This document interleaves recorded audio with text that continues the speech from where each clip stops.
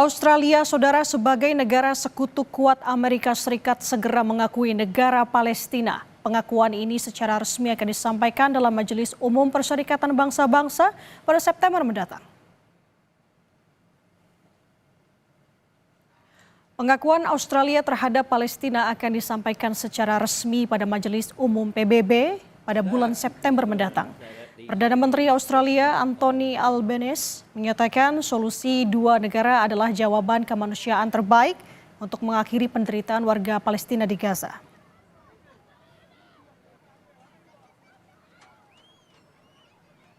Today I can confirm that at the 80th session of the United Nations General Assembly in September, Australia will recognise the state of Palestine. Australia will recognise the right of the Palestinian people to a state of their own, predicated on the commitments Australia has received from the Palestinian Authority. We will work with the international community to make this right a reality. Status kenegaraan Palestina kian mendapat pengakuan dari banyak negara, saudara. Selain Australia, Selandia Baru juga mempertimbangkan pengakuan terhadap Palestina sebagai negara berdaulat. Sebelumnya, Prancis, Inggris, dan juga Kanada bersiap mengakui kedaulatan Palestina, menyusul Spanyol, Irlandia, dan juga Norwegia.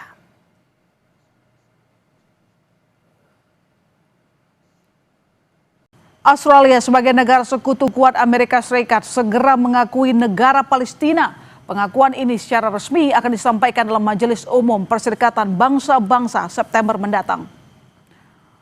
Pengakuan Australia terhadap Palestina akan disampaikan secara resmi pada Majelis Umum PBB bulan September.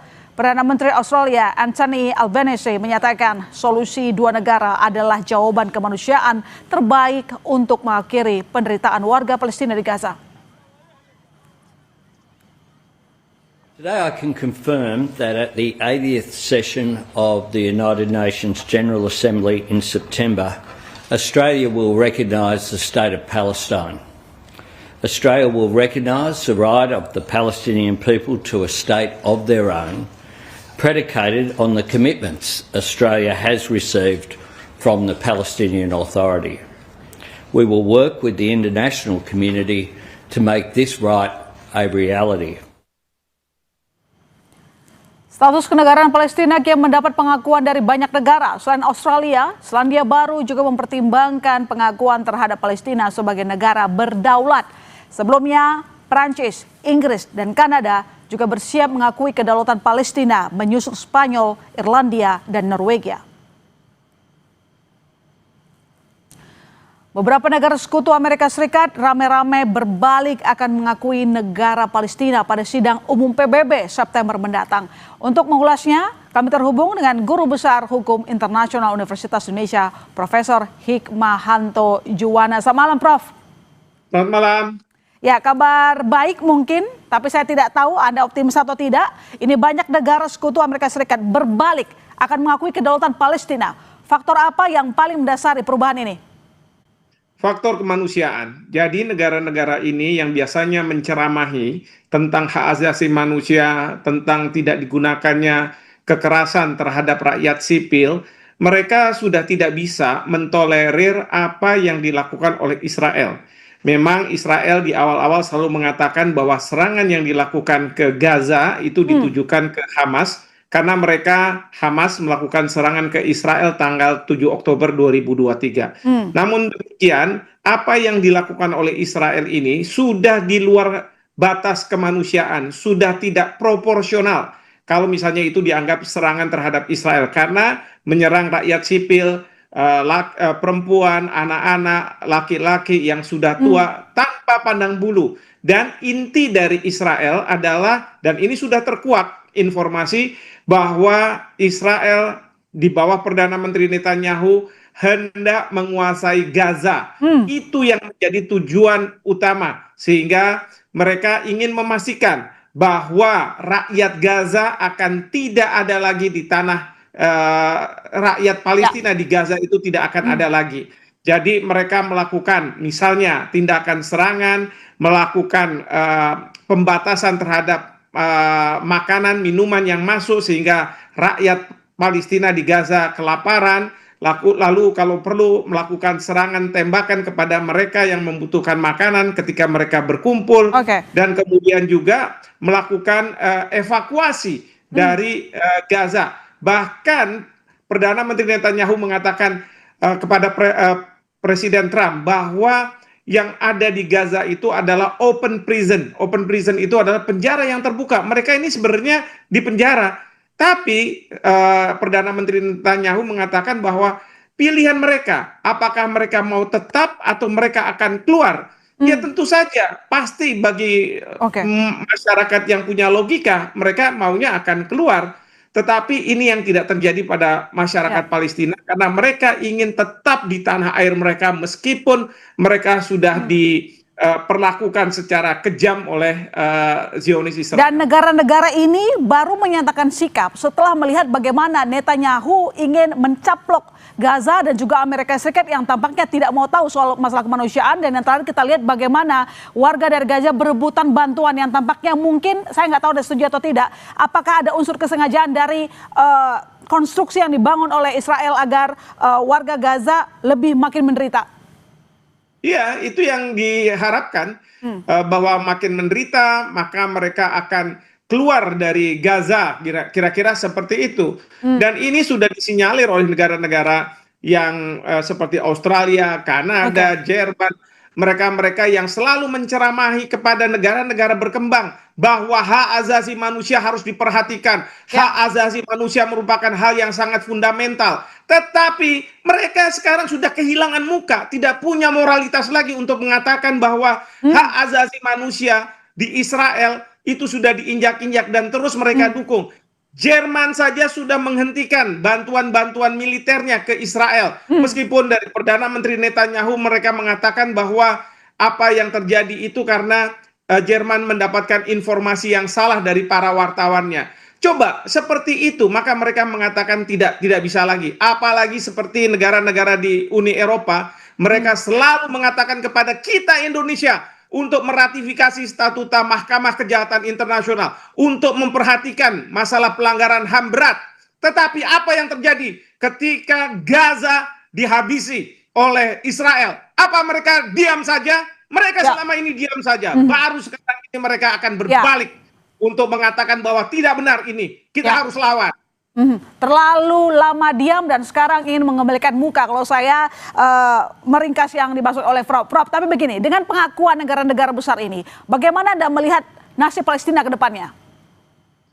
Sebenarnya, walaupun ada pengakuan termasuk dari Uni Eropa, negara-negara non-Muslim, negara-negara tidak berpenduduk Islam, katakanlah bulan September nanti di PBB, namun demikian ini tidak akan berdampak pada Palestina menjadi sebuah negara yang merdeka. Kenapa saya katakan seperti itu? Karena Israel selama dia masih tetap berada di Palestina, maka tidak akan Palestina itu benar-benar merdeka secara efektif. Kita perlu ingat ini sebentar lagi 17 Agustus 1945. Ketika kita memproklamasikan kemerdekaan, ketika negara-negara mulai mengakui Indonesia sebagai sebuah negara. Tetapi selama Belanda masih ada di Indonesia dan baru tahun 1949 Desember dia menyerahkan kedaulatan, baru kita secara efektif bisa melakukan tindakan-tindakan sebagai negara yang berdaulat. Oke, Prof, yang saya mau tanyakan juga adalah ini banyak pemberitaan terutama di media Israel juga begitu, bahwa Israel pernah meminta Amerika Serikat melobi Indonesia untuk menampung warga Gaza, dan sekarang rencananya itu adalah kita akan menampung 2.000 warga Gaza termasuk permintaan Israel ke Amerika Serikat. Bagaimana Anda melihat langkah ini? Bagaimana melihat motif ini? Memang dari sisi kemanusiaan bagus, tetapi jangan sampai pemerintah di mata Israel dianggap sebagai ini negara naif sama bodoh sama saja. Kita jangan sampai dibodohi. Karena apa? Pada waktu Perdana Menteri Netanyahu bertemu dengan Presiden Trump beberapa waktu lalu di White House, beliau sudah mengatakan bahwa ada sejumlah negara yang mau menerima warga Gaza. Dan Anda memperkirakan bahwa memang Indonesia pernah komunikasi soal ini, Prof? Jadi nggak semata-mata memang gerakan kemanusiaan sendiri? Ini ada berita dari BBC Indonesia yang saya kutip di sini. Petinggi Mossad David Barney juga dilaporkan telah berdiskusi dengan utusan khusus pemerintah Amerika Serikat Steve Witkoff guna meminta dukungan pemberian insentif kepada Indonesia dan 4 negara lain. Dan itu Indonesia harusnya disebut di diklarifikasi situ. oleh pemerintah ya Prof, benar atau tidak? Ini harus diklarifikasi oleh pemerintah. Benar nggak cerita seperti ini? Di BBC Indonesia, silakan dibuka. Ya. Bukan menurut Hikmahanto. Hikmahanto tidak ada artinya. Tetapi ini yang dibaca oleh Hikmahanto. Dan meskipun disampaikan oleh Kemenlu bahwa ini motif kemanusiaan, menurut Anda tidak cukup, harus terbuka lagi. Siapa yang diajak untuk mengonfirmasi berita tersebut, berita liar itu? Harus misalnya otoritas Palestina mengkonfirmasi. Jangan kemudian kita sepihak mengatakan bahwa kita akan menerima, kita mempersiapkan. Tidak boleh seperti itu. Baik. Harus pemerintah Palestina kita konfirmasi. Dan yang kedua, pemerintah Palestina yang ada di Gaza, bukan yang ada di tepi barat. Karena mungkin saja di tepi barat mereka punya pandangan lain seperti di Gaza. Seperti itu. Baik, terima kasih Prof telah meluangkan waktu di Kompas Malam. Selamat malam, sehat-sehat selalu. Baik, selamat malam. Terima kasih. À Paris, à Londres et partout ailleurs, pour reconnaître un État de Palestine et initier cette dynamique politique. Ensemble, nous savons la nécessité d'offrir un chemin politique. Et je crois à l'avenir de la solution à 2 États comme base d'une architecture de sécurité régionale qui permettra à Israël de vivre en paix et en sécurité avec ses voisins. Je crois à la nécessité d'unir nos voix à Paris, à Londres et partout ailleurs, pour reconnaître un État de Palestine et initier cette dynamique politique qui est la seule conforme à une perspective de paix.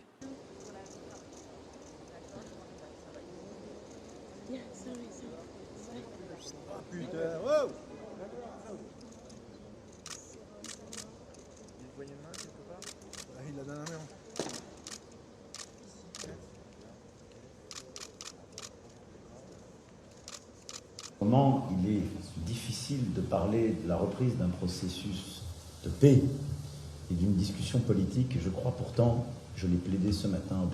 That goal is under pressure like never before. On the 7th of October 2023, Hamas perpetrated the worst massacre in Israel's history. Every day since then, the horror has continued. The hostages are still being held today. The Palestinian people have endured terrible suffering. Now, in Gaza, because of a catastrophic failure of aid, we see starving babies, children too weak to stand, images that will stay with us for a lifetime. The suffering must end. Yesterday, I discussed this with President Trump, and we're mounting a major effort to get humanitarian supplies back in by air. And UK aid has been airdropped into Gaza today, and crucially, by land. We need to see at least 500 trucks entering Gaza every day. But ultimately, the only way to bring this humanitarian crisis to an end is through a long-term settlement.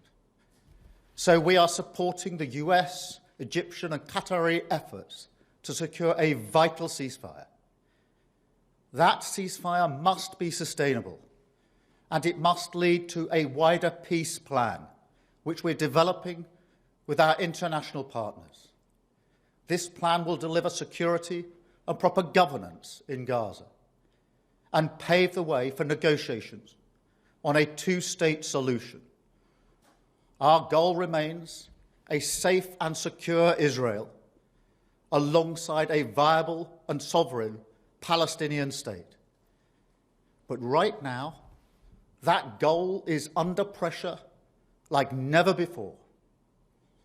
I've always said that we will recognize a Palestinian state as a contribution to a proper peace process at the moment of maximum impact for the 2-state solution. With that solution now under threat, this is the moment to act. So today, as part of this process towards peace, I can confirm the UK will recognise the State of Palestine by the United Nations General Assembly in September, unless the Israeli government takes substantive steps to end the appalling situation in Gaza, agree to a ceasefire, and commit to a long-term sustainable peace, reviving the prospect of a two-state solution. And this includes allowing the UN to restart the supply of aid and making clear that there will be no annexations in the West Bank. Meanwhile, our message to the terrorists of Hamas is unchanged and unequivocal. They must immediately release all of the hostages, sign up to a ceasefire, disarm, and accept that they will play no part in the government of Gaza. And we'll make an assessment in September on how far the parties have met these steps. But no one should have a veto over our decision. So this is the way forward. We will keep working with all our international partners to end the suffering, get aid flooding into Gaza, and deliver a more stable future for the Middle East.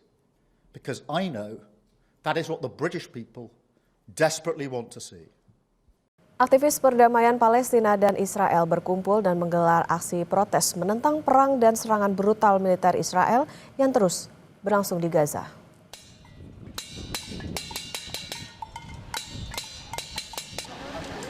Dengan menggunakan sejumlah peralatan dapur dan mengibarkan sejumlah spanduk dan poster yang mengutuk perang di Gaza, para pengunjuk rasa berkumpul dan menggelar aksi protes di pusat kota Beit Jala, tepi barat.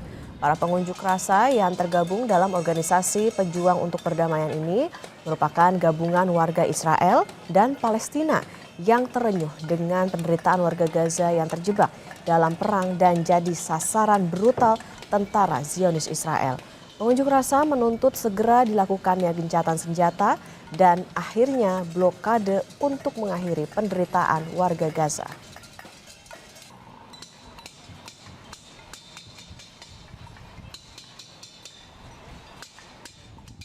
Israelis and Palestinians together trying to send a message to the Israeli government and to the world that this has to stop.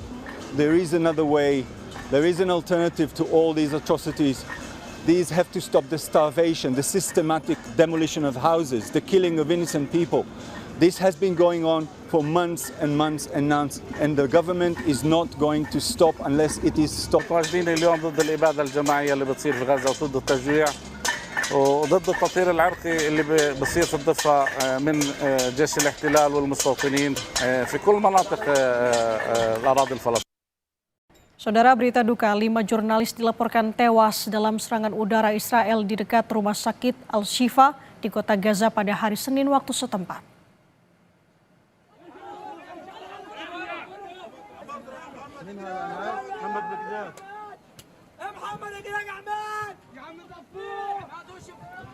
Saudara, kelima jurnalis ini terbunuh saat Israel menyerang tenda yang mereka tempati di luar kompleks rumah sakit Al-Shifa di kota Gaza. Dari 5 jurnalis yang terbunuh ini, saudara, salah satunya yakni Anas Al-Sharif. Militer Israel mengaku bertanggung jawab atas serangan terhadap jurnalis Anas Al-Sharif.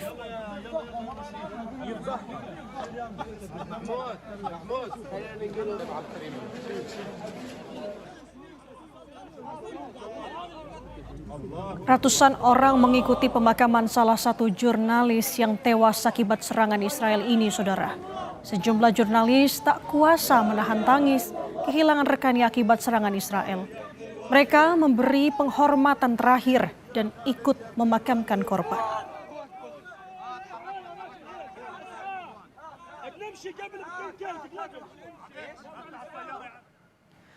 Sebelumnya, saudara, serangan Israel ke Gaza juga menewaskan pesepak bola Palestina Sulaiman Al-Obeid. Legenda sepak bola Palestina ini dijuluki Pele Palestina, tewas akibat serangan Israel yang sedang menunggu bantuan makanan di Gaza bagian selatan. Ungkapan duka terhadap mantan pemain timnas Palestina ini disampaikan Asosiasi Sepak Bola Eropa UEFA di akun X-nya. UEFA menuliskan, "Selamat jalan Sulaiman Al-Obeid, Pele Palestina." Seorang berbakat yang memberi harapan bagi banyak anak bahkan di masa tergelap sekalipun.